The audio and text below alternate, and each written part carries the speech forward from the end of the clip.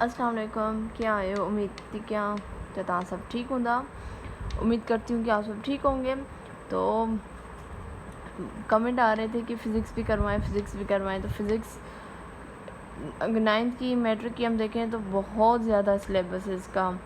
तो मैं आप लोगों के साथ कोशिश करूँगी कि जितना हो सके उतना मैं शेयर करूँ, लेकिन पॉसिबल इतना नहीं है कि मैं करना चाहती भी हूँ लेकिन शेयर नहीं कर पा रही इतना ज़्यादा।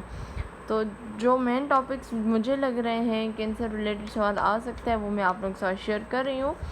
और बाकी मैं ये कहूँगी कि आप ख़ुद भी अगर बुक पढ़ा हुआ है फ़िज़िक्स का आप लोगों के पास, उसको ज़रूर एक बार ज़रूर देखें, एक एक चीज़ को देखें।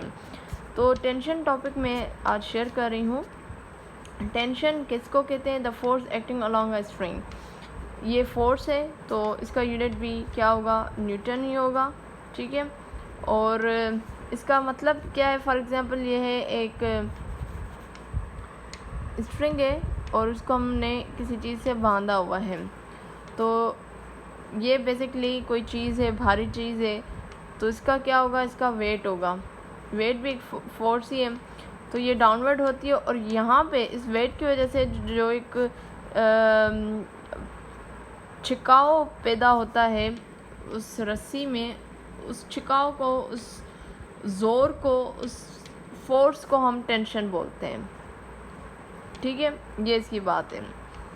और ये जो T है टेंशन है, और ये जो W है जो वेट है किसी भी ब्लॉक का या किसी भी बॉक्स का या किसी भी चीज़ का, ये जो है they must be equal and opposite, ठीक है। ये दोनों इक्वल और अपोजिट है, मतलब tension should be equal, must be equal and opposite to the weight of the block. इसके दो केसेस हैं। केस नंबर 1 में अभी शेयर कर रही हूँ। केस नंबर 1 ये है कि फॉर एग्ज़ाम्पल एक पुली है और उस पुली से आप एक रस्सी गुजार रहे हो, ठीक है। मतलब ये जो दोनों बॉक्सेस हैं ये वर्टिकली डाउनवर्ड हो, सही है, वर्टिकली डाउनवर्ड हो। ये केस 1 है। जब केस 1 हो तो इसमें आपके दो फार्मूले होते हैं, वो आपने याद रखने हैं। केस 1 हो या केस 2 हो, दोनों में आपने फार्मूले याद रखने हैं। इसमें आप एक्सीलरेशन भी मालूम करते हो और इसमें आप क्या मालूम करते हो? टेंशन मालूम करते हो। तो जब अगर केस 1 हो, केस 1 आप पढ़ोगे तो आपको एग्जांपल भी आप लोगों के साथ शेयर करूँगी तो आपको पता चल जाएगा कि केस 1 की बात हो रही है, केस 2 की बात हो रही है। जब इस फॉर्म में हो, ज़रूरी नहीं कि वहाँ पे फिगर होगी, आपको रीड करके आपको पता चलेगा कि ये दोनों जो बॉक्सेस हैं वो वर्टिकली डाउनवर्ड हैं।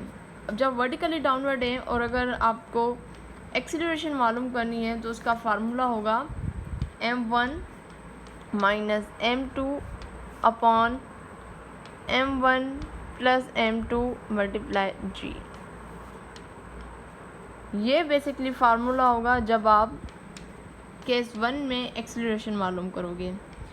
m is equal to m1 minus m2 upon m1 plus m2 g। m1 क्या है? मास 1 है। m2 क्या है? मास 2 है। केस नंबर 1 में ही आपसे कहा जाएगा कि टेंशन मालूम करें, तो आप कैसे मालूम करेंगे? उसमें m1 plus m2 upon m1 minus sorry ये मैं g का कर रही हूँ। जब टेंशन मालूम करनी होगी उसका ये होगा, सॉरी ये मैं T is equal to 2 m1 m2 upon m1 plus m2 g। मतलब नीचे वाला और g वाला पोर्शन सेम ही, ऊपर वाला पोर्शन चेंज हो रहा है। यहाँ पे m1 माइनस हो रहा है m2 से, लेकिन यहाँ पे m1 m2 मल्टीप्लाई कर रहे हैं और 2 का इजाफा हो रहा है, सही है।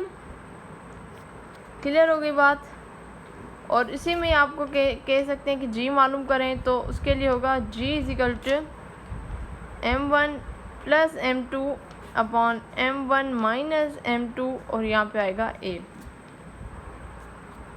क्लियर हो गई। तो ये हो गई बात केस 1 की। इसी में ही आपसे कह सकते हैं कि केस 2 भी है। केस 2 क्या होता है? केस 2 में आपकी जो ये मैं यही कोशिश कर रही हूँ बनाने की। ये एक इस तरीके से एक जो है आपका ब्लॉक नीचे होता है और एक ब्लॉक किसी सरफेस पे पड़ा होता है, हॉरिजॉन्टली सरफेस पे पड़ा होता है। ठीक है, तो यहाँ सॉरी ये मैंने थोड़ा सा गलत बना, हाँ अब सही है। तो ये टी और ये डब्ल्यू। तो जब ये केस 2 हो तो केस 2 में आप कैसे मालूम, उसके क्या फार्मूला होगा? जब केस 2 होगा तो उसमें जो एक्सीलरेशन आप मालूम करोगे उसका फार्मूला होगा m1 upon m1 plus m2g। ऊपर मतलब m1 की ही बात होगी। सही है, क्लियर होगी ये बात? केस 1 में a का फार्मूला है m1 minus m2 upon m1 plus m2g। जब केस 2 आ रहा है तो उसमें m1 upon m1 plus m2g हो जाएगा।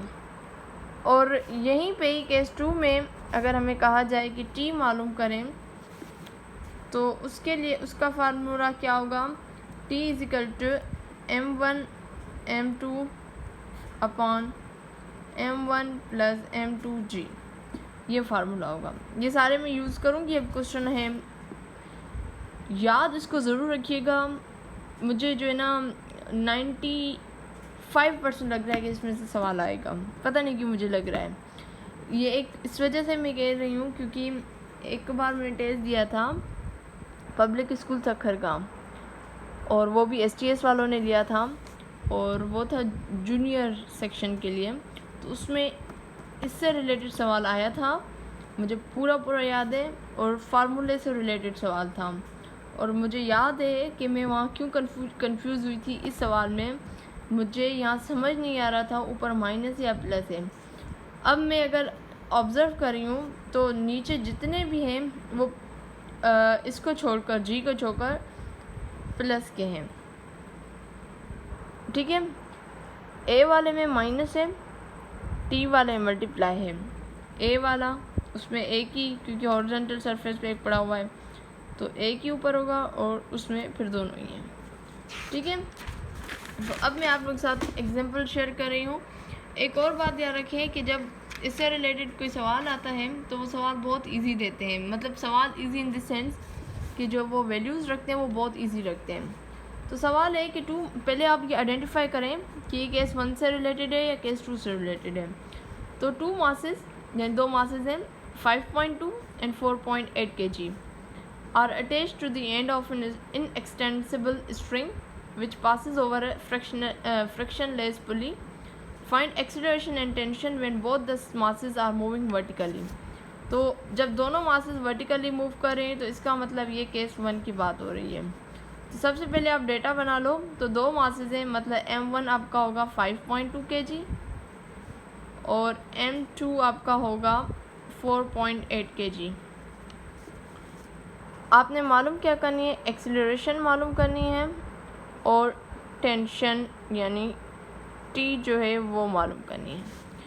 तो एक्सीलरेशन का फार्मूला क्या है? एक्सीलरेशन का फार्मूला है m1 minus m2 upon m1 plus m2 multiply g। Sometime question में आपको गिवन होता है कि g आपने क्या रखनी है। तो g की 2 वैल्यूज़ होती हैं, या आप 9.8 रखें या उसको राउंड ऑफ करके 10 रखें। तो मैं यहाँ पे g जो है वो लूँगी 10 मीटर पर सेकेंड स्क्वायर। सही है, तो इसको हम रखते हैं, वैल्यू पुट करते हैं m1 which is 5.2 minus 4.8, 5.2 plus 4.8 multiply 10। तो कुछ यहाँ पे मैं रफ वर्क करती हूँ। 5.2 में से मैं 4.8 माइनस करूँ, 2 में से 8 नहीं जाएगा, 1 बोरो करेंगे, यहाँ पे हो जाएगा 4। 12 में से 8 गया तो 4 बचेगा 0.0, तो ये हो जाएगा 0.4। और 5.2 और 4.8 आपने प्लस करना है, 8 और 2 10 हो जाएगा, 1 ऊपर गया, ये हो जाएगा ये हो जाएगा आपका 10। तो यहाँ पे हो गया ये 10, ठीक है, और ये मल्टीप्लाई 10, ये 10 ख़त्म हो गया। तो आपके पास जो एक्सप्रेशन आई वो आई 0.4, और एक्सप्रेशन का जो यूनिट होता है वो होता है मीटर पर सेकेंड स्क्वायर। ये आपने एक्सप्रेशन मालूम कर ली। टेंशन में आ जाएं कि टेंशन का फार्मूला क्या है, वो था 2m1 m2 upon m1 plus m2g। सही है, एक तो पेजेस पता नहीं क्यों कम पढ़ते जा रहे हैं, बस इसको आप वैल्यू पुट करेंगे, यानी t = 2, m1 किसके बराबर है, multiply 5.2 multiply 4.8 upon m1 plus m2 means 5.2 plus 4.8 multiply 10। इस पूरे को आप सॉल्व करोगे तो इसका आएगा आंसर 50, और टेंशन बेसिकली फोर्स ही है तो इसका यूनिट आएगा न्यूटन। सही है, ये हो गया क्लियर। अब हम आते हैं इसकी तरफ। अब देखें कि केस 2 से रिलेटेड क्वेश्चन कैसे आता है। तो देखिए इसमें है कि 2 masses 4 kg and 6 kg are attached to the ends of an extensible string which passes over a pulley such that mass 6 kg is moving over a horizontal surface। जो 6 kg वाला है वो ऐसे लटक रहा है नीचे, और जबकि दूसरा है आपका 4 kg वाला, वो एक सरफेस पे, हॉरिजॉन्टल सरफेस पे पड़ा है। तो इससे अब आपको अंदाज़ा हो रहा है कि ये केस 2 की बात हो रही है। डेटा बना लेते हैं। m1 है आपका 6 kg, m2 है 4 kg, एक्सीलरेशन मालूम करनी है और टेंशन मालूम करना है। तो एक्सीलरेशन मालूम करने का क्या फार्मूला था, m1 upon m1 plus m2g। Value आप पुट करें, m1 किसके बराबर है 6, m1 6 plus 4 is equal to multiply 10, तो ये हो जाएगा 6। सही है, और ये हो जाएगा आपका 10 मल्टीप्लाई 10। अच्छा, एक मैंने यहाँ पे मिस्टेक की है आपका। ये एक आप चीज़ नोट करें कि जो यहाँ पे इन्होंने कहा है कि दैट मसिक से moving over horizontal surface the is moving vertical, तो यहाँ पे m1 आपका 4 होगा, सॉरी ये मेरी मिस्टेक है, और m2 6 होगा। तो यहाँ पे m क्या हो जाएगा, याद रखें कि जो हॉरिजॉन्टल सरफेस पर पड़ा हुआ है वो आपका m1 होगा। तो ये हो जाएगा 4, ये हो जाएगा 4, और ये हो जाएगा 4 प्लस 6। इस चीज़ का भी आपने ख्याल रखना है। सही है, तो ये तो 10 ख़त्म हो गया। एक्सप्रेशन आपकी बचेगी 4 मीटर पर सेकेंड स्क्वायर। ठीक है, इसी तरीके से इसका हम टेंशन का कर लेते हैं। तो इस टेंशन का क्या फार्मूला है, इसका है m1 m2 upon m1 plus m2g। Value put करेंगे और इसको सॉल्व करेंगे तो इसका आंसर आएगा 24 न्यूटन। ठीक है, तो इस हिसाब से ये आपका कंप्लीट हो गया टेंशन वाला टॉपिक। इसमें से कोई भी सवाल आ गया तो आप ये कर सकते हैं, यूनिट से रिलेटेड आ गया, या केसेस से रिलेटेड आ गया, या फार्मूला से रिलेटेड आ गया, या एग्जांपल से रिलेटेड आ गया, तो आप ये इजीली कर सकते हो। उम्मीद करती हूँ कि टॉपिक पसंद आया होगा। अगर कोई टॉपिक आप पहले समझना चाहते हैं तो आप कमेंट में बता दें कि इसके बाद मैं इसकी वीडियो बनाऊं, और 2-3 और टॉपिक्स हैं जो बहुत इंपॉर्टेंट हैं, तो इंशाल्लाह वो भी मैं आप लोगों के साथ शेयर करूंगी। वीडियो को लाइक कमेंट ज़रूर कीजिएगा, चैनल को सब्सक्राइब कीजिएगा। बहुत थोड़े दिन हैं, अल्लाह पाक जिनकी मंडे को टेस्ट है तो उनके लिए तो बिल्कुल टाइम बहुत कम है। रिलैक्स होकर तैयारी करें, अब रिवीजन है जी।